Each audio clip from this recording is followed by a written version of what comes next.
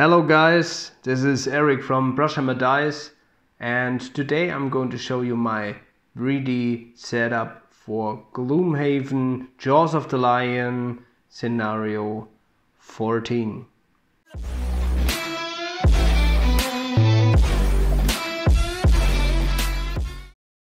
So, little spoiler alert, this will be scenario 14. If you don't want to see the setup or the enemies you will have to fight in this scenario, you better shouldn't watch that video. Okay, this is my 3D setup. All you see here, or most of it, I printed out myself with my Ender 3, an FDM printer. I will link down all the files I used. Pretty much everything I got from Thingiverse. So that's a scenario 14.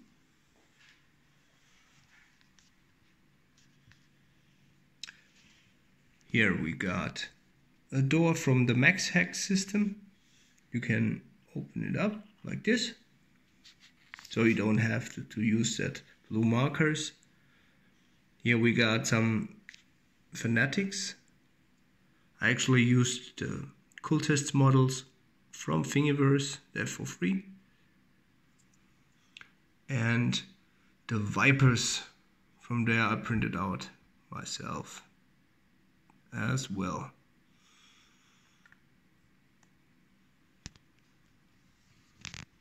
The stairs I got from the Rampart system from Archon Studios, with some of the stretch goals from that Kickstarter, as well as those two pillars.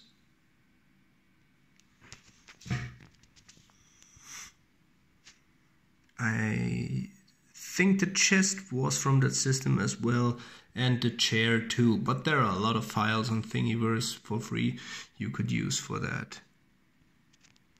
Those pillars in the back, those were free files from Thingiverse as well.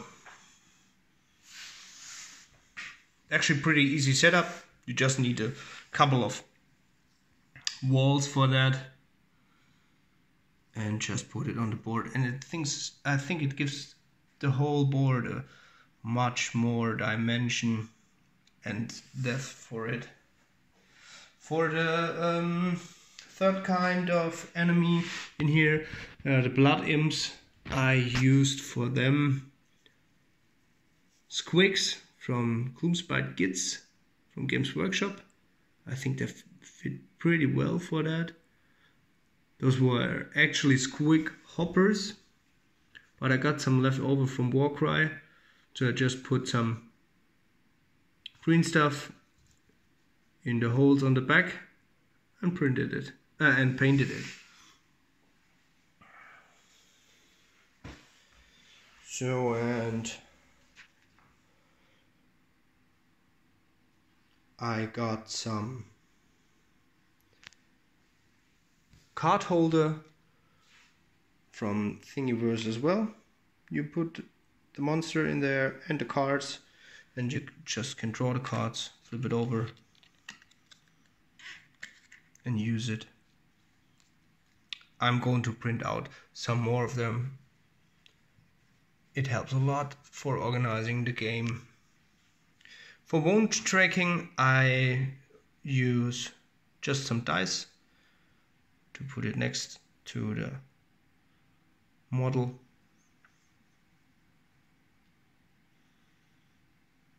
Which helps a lot. I actually don't like the system where you put all the status effects and the wounds on the sheet for the monster, and then you have to compare the numbers. It's easier when you watch or when you look at the monster and you instantly see how many wounds it got left. So that's it for scenario 14. If you got any questions to that, or where I got the files from, just leave a comment down below. Leave me a like, subscribe to the channel if you like, and we're gonna see us the next time. Goodbye.